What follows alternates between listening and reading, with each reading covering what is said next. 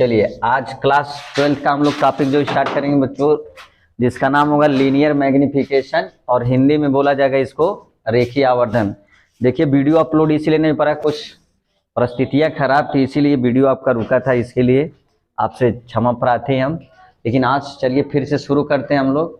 और class 12th का जो टॉपिक है लीनियर मैग्निफिकेशन रेखीय आवर्धन। देखिए टॉपिक जो है न्यूमेरिकल के पर्पज से बहुत इंपॉर्टेंट है और न्यूमेरिकल लगाते समय आपको बार बार पूछा जाता है कि इसकी रेखीय आवर्धन निकालिए, लीनियर मैग्निफिकेशन। चलिए तो इमेज फॉर्मेशन में प्रतिबिंब के बनने में आपको बता दिया गया था और वक्रता, त्रिज्या और फोकस दूरी में संबंध आपको बता दिया गया था। मिरर फार्मूला, दर्पण का सूत्र भी क्या कर दिया गया था, आपको प्रूव करके बता दिया गया था। आज चलिए हम लोग डिराइव करेंगे क्या, रेखीय आवर्धन। चलिए ये हम लोग ले लेते हैं आपके पास क्या, एक अवतल दर्पण ले लीजिए। क्या लिया जाएगा, अवतल दर्पण। ये आपका एक क्या हो जाएगा बच्चों, अवतल दर्पण हो जाएगा। चलिए इसके मध्य बिंदु को नाम क्या दिया जाता है बच्चों, ध्रुव बोला जाता है और ये इसका होता है मुख्य अक्ष। ये आपका क्या हो गया, एक मुख्य अक्ष हो गया।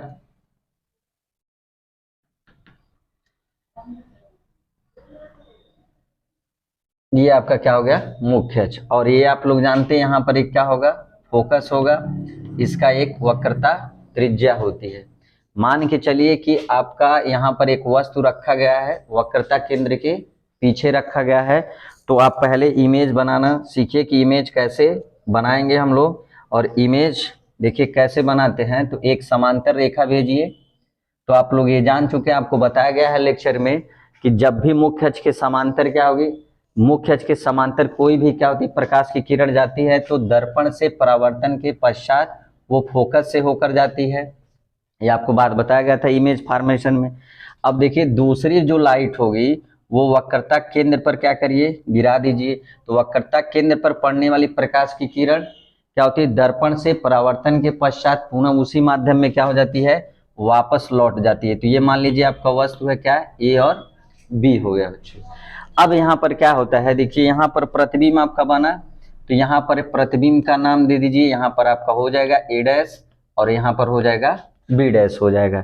चलिए अब हम लोग क्या करते हैं, लीनियर मैग्निफिकेशन की गणना किस प्रकार किया जाता है उसको हम लोग देखते हैं। देखिए रेखीय आवर्धन क्या होता है बच्चों, तो रेखीय आवर्धन को लिखते हैं हम लोग रेखीय आवर्धन।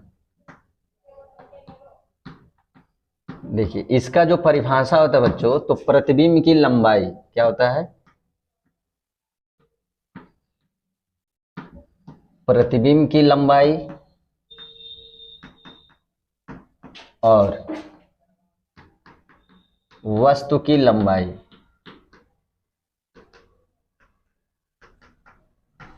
प्रतिबिंब की लंबाई और वस्तु की लंबाई के अनुपात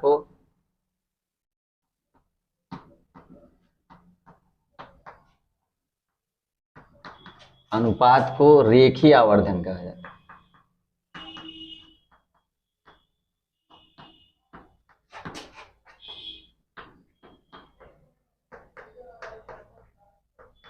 चलिए देखिए तो रेखीय आवर्धन क्या होता है बच्चों, प्रतिबिंब की लंबाई और वस्तु की लंबाई के अनुपात को क्या कहते हैं, रेखीय आवर्धन कहा जाता है। इसे m से प्रदर्शित कर सकते हैं, स्मॉल m से।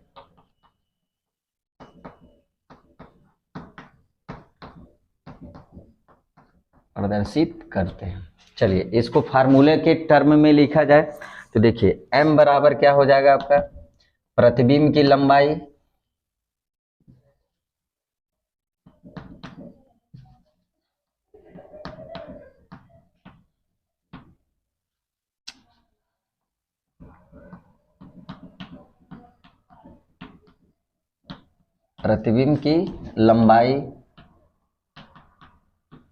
बटे क्या कर लीजिए, वस्तु की लंबाई।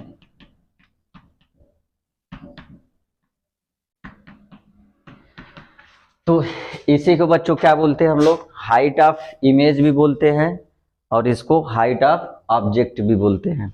तो अब देखिए प्रतिबिंब की लंबाई और क्या, वस्तु की लंबाई को हम लोग क्या बोलेंगे, अनुपात जो होगा वो क्या लाएगा, रेखीय आवर्धन। चलिए यहाँ पर देखते हैं m बराबर, देखिए प्रतिबिंब की लंबाई, आपको बच्चों यहाँ पर एक चीज बता दिया जाए। देखिए अगर ये हमारा एक्सिस हो तो ये प्लस वाला एक्सिस होता है, और ये वाला क्या हो, माइनस होता है। ये वाला एक्सिस माइनस होता है, ये वाला एक्सिस आप जानते हैं प्लस होता है। और ये आपतित किरण जब होगा बच्चों, तो आपतित किरण की दिशा में जो दूरी नापी जाएगी वो पॉजिटिव लिया जाएगा, अर्थात धनात्मक लिया जाएगा। और आपतित किरण के विपरीत दिशा में अगर दूरी इधर नापेंगे तो उसको निगेटिव लिया जाएगा। ऊपर जब जाएंगे बच्चों तो पॉजिटिव लिया जाएगा, नीचे आएंगे तो क्या लिया जाएगा, निगेटिव लिया जाएगा। तो ये साइन कन्वेंशन के अनुसार ही हम लोग सारा चिन्ह को रखते चलेंगे। तो आप यहाँ क्या देख रहे हैं कि वस्तु प्रतिबिंब की लंबाई, देखिए प्रतिबिंब की लंबाई ये है बच्चों। तो प्रतिबिंब की लंबाई क्या है, ए डैश बी डैश। तो इसको लिखा जाए प्रतिबिंब की लंबाई जो है ए डैश और क्या बताइए बी डैश। अब यहाँ पर देखिए क्या है, वस्तु की लंबाई अपर पार्ट में है, ऊपर तो पॉजिटिव और ये नीचे था तो निगेटिव। तो यहाँ लिखेंगे क्या, ए बी। तो यहाँ पर हम लोग लिख लेते हैं क्या हमारे पास है, ए बी। तो देखिए जो होगा प्रतिबिंब की लंबाई ए डैश बी डैश है, और वस्तु की लंबाई क्या आपके पास ए बी है। चलिए साइन की बात करें बच्चों, तो यहाँ m बराबर जो होगा आपके पास, देखिए ए बी किस में होगा, ए डैश बी डैश। देखिए नीचे बना है तो नीचे क्या होता है माइनस, तो इसको हम लोग लिख लेते हैं minus A dash B dash. और ए बी देखिए ऊपर है तो इसको प्लस में लिखेंगे क्या बच्चों, ए बी।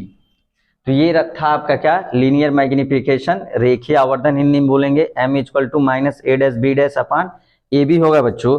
इसी को देखिए आप क्या लिख सकते हैं, आई अपन क्या लिख सकते हैं, ओ। तो आई फार यहाँ होगा बच्चों इमेज, ओ फार होगा ऑब्जेक्ट। इमेज का मतलब होगा आपका प्रतिबिंब, ऑब्जेक्ट का मतलब क्या होगा, वस्तु।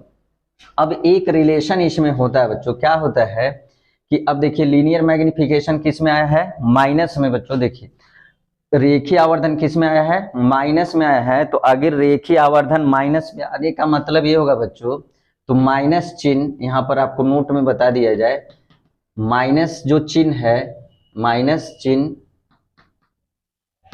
यह बताता है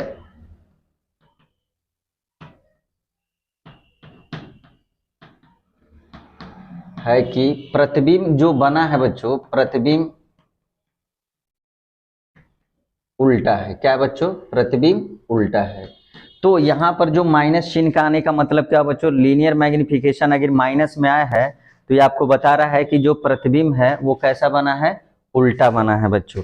तो यहाँ पर अब हम लोग क्या देखेंगे बच्चों, एक रिलेशन देखेंगे आई और ओ में, भी और यू में देखेंगे। और देखिए कुछ बोर्ड अचानक टूट गया, इससे समस्या हो रही है। तो आप यहाँ तक क्या करिए, शॉर्ट स्क्रीन लीजिए, फिर आगे हम लोग रिलेशन निकालते हैं बच्चों।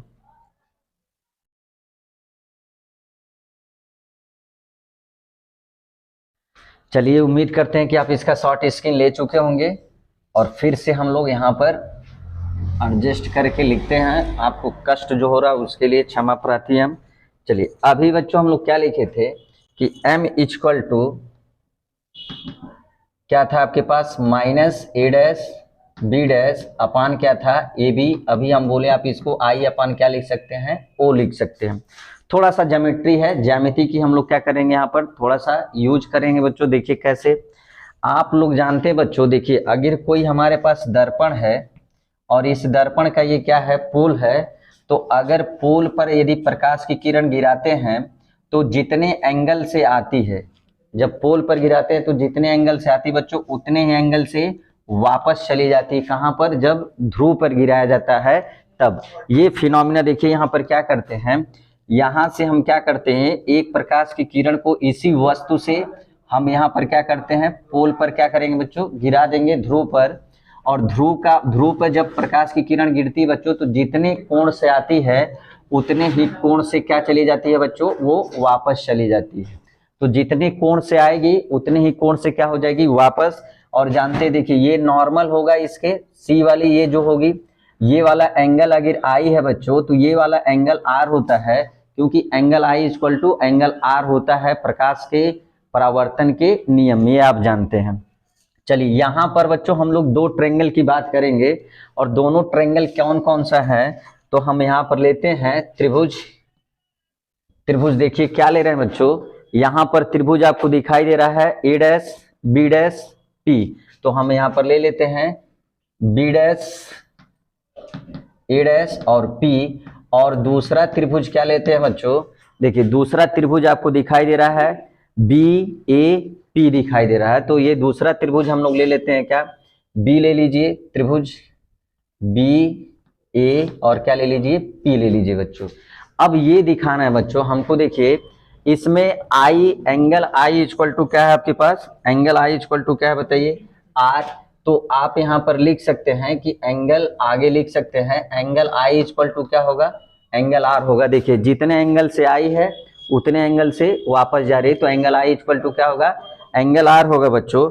अब इस ट्रायंगल में देखिए यहाँ पर क्या है बच्चों, देखिए ये वाला एंगल आई है, ये वाला एंगल आर है, यहाँ पर ये क्या है बच्चों 90 है, यहाँ पर ये क्या है 90 है बच्चों। देखिए यहाँ पर क्या है 90 है, इस त्रिभुज में देखिए बी ए पी में आपको दिखाई दे रहा है यहाँ पर एंगल कितना है 90। इस त्रिभुज में देखिए बी डैश ए डैश पी, यहाँ पर ये क्या है 90। अब यहाँ पर देखिए ये एंगल इस त्रिभुज में ये क्या है आई, और इस ट्रायंगल सॉरी ये इस ट्रायंगल में क्या है आर, इस ट्रायंगल में क्या है बच्चों आई। तो देखिए एक कोण इस वाले इस त्रिभुज का ये कोण और ये कोण आपस में क्या हो गया बच्चों, बराबर हो गया, और यहाँ पर क्या हो गया एंगल 90, यहाँ पर भी क्या हो गया एंगल 90। तो बच्चों हम कह सकते हैं क्या बताइए, ये हमारे पास ट्रायंगल जो है, ट्रायंगल, अगर ये ट्रायंगल क्या हमारे पास, अगर इनका क्या किया जाए, भुजाओं का अनुपात क्या किया जाए, बराबर किया जाए, तो हम लिख सकते हैं बी डैश त्रिभुज बी डैश ए डैश पी और त्रिभुज बी ए पी क्या है बच्चों, सिमिलर ट्रायंगल है। क्या बच्चों, सिमिलर ट्रायंगल हो जाएंगे। आप इसको हिंदी में लिखेंगे क्या, समरूप त्रिभुज क्या हो जाएंगे, समरूप त्रिभुज हो जाएंगे। तो ये आपका क्या हो जाएगा बच्चों, समरूप त्रिभुज। क्या, दो एंगल बराबर दिखा दिए, देखिए यहाँ पर एंगल आई, इस ट्रायंगल का ये वाला एंगल आर बराबर है, क्योंकि परावर्तन के नियम से ये 90 है, ये भी क्या है 90। तो दो एंगल क्या कर दिए बच्चों हम लोग, बराबर दिखा दिए। अब थोड़ा सा भुजाओं का अनुपात देखिए कैसे निकालते हैं। तो हम लोग यहाँ क्या करते हैं बच्चों, यहाँ पर हम लोग लेते हैं ए डैश बी डैश। देखिए यहाँ पर क्या लेते हैं हम लोग, ए डैश बी डैश। तो जब इस ट्रायंगल का बच्चों आप लोग ए डैश बी डैश ले लिए, तो यहाँ पर क्या हो जाएगा बच्चों, ए और क्या हो जाएगा बी हो जाएगा बच्चों। अच्छा, अब इधर देखिए ये वाला इस वाले साइड की बात करें जो perpendicular A dash B dash इस ट्रायंगल का, फिर इसका क्या ले लिए ए बी, ये हो गया। अब देखिए बच्चों क्या ले ले, इस ट्रायंगल का हम लोग लेंगे पी ए डैश, क्या लेंगे पी ए डैश लेंगे बच्चों। और इस ट्रायंगल में बताइए बड़ा वाला जो ए बी पी है उसका क्या लेंगे बच्चों, तो पी ए लेंगे बच्चों, क्या ले लेंगे पी ए ले लेंगे। अब देखिए ये जो हमारे पास है A dash B dash A B, देखिए A dash B dash upon A B क्या है बच्चों, लीनियर मैग्निफिकेशन है बच्चों, तो m हो जाएगा। और किस चिन्ह में है बच्चों, ये माइनस चिन्ह में है, तो यहाँ पर आप क्या लगा दीजिए माइनस चिन्ह लगा देंगे। अब देखिए पी ए डैश, देखिए बच्चों ये जो पी ए डैश है वो प्रतिबिंब की दूरी है, जिसको हम लोग भी से आपको बता दिया चुका है कि किससे लिखेंगे, भी से लिखेंगे बच्चों। तो यहाँ पर क्या लिखेंगे बच्चों, भी लिखेंगे, लेकिन बच्चों ध्यान में रहे साइन के साथ लिखेंगे। देखिए हम लोग इंसिडेंट रे ऐसे है, हम लोग दूरी ऐसे नाप रहे हैं, तो किस चिन्ह में लिखेंगे बच्चों, माइनस चिन्ह में लिखेंगे बच्चों। तो यहाँ हो गया माइनस भी बच्चों। अब इधर देखिए क्या है हमारे पास पी ए है बच्चों, तो पी ए क्या होता है बच्चों, पी ए जो होता है वो ऑब्जेक्ट डिस्टेंस होता है, वस्तु की क्या होती है बच्चों, दूरी होता है। तो m इक्वल टू क्या लिख सकते हैं बच्चों हम लोग, तो यहाँ पर लिखेंगे माइनस यू, क्योंकि हम लोग इधर जा रहे हैं बच्चों। तो ये आपका क्या हो गया बच्चों, यहाँ पर माइनस माइनस क्या हो गया, प्लस हो गया बच्चों। तो इस माइनस को उधर भेजेंगे तो v बाई क्या हो जाएगा बच्चों, u हो जाएगा। और v बाई u की जगह देखिए यही क्या लिख सकते हैं आप, i अपान क्या लिख सकते हैं बच्चों, o लिख सकते हैं। तो m बराबर क्या होता है बच्चों, i upon o minus v by u। तो आप यहाँ क्लियर कट में ऐसे लिखना चाहते हैं तो i अपान u, आई अपान वो लिख सकते हैं बच्चों, और इसके बराबर क्या लिख सकते हैं माइनस भी बाई यू। तो यही जो m होता है बच्चों, ये होता है आपका रेखीय आवर्धन। देखिए बहुत बच्चों क्या होते हैं, रट लेते हैं कि i बराबर हो तो v बाई यू। आपको माइनस भी बाई यू कहाँ से आया बच्चों, वो आपको इस ट्रायंगल में प्रॉपर्टी लगा के प्रूव किया गया। आई होप आपको सारी चीजें ये समझ में आया होगा। आप चिंतित मत होइए, क्योंकि परिस्थिति खराब होने के कारण आपको वीडियो नहीं मिल पा रहा था। अब से रोज रेगुलर आपके टाइम से वीडियो पहुंचता रहेगा। बहुत बहुत धन्यवाद।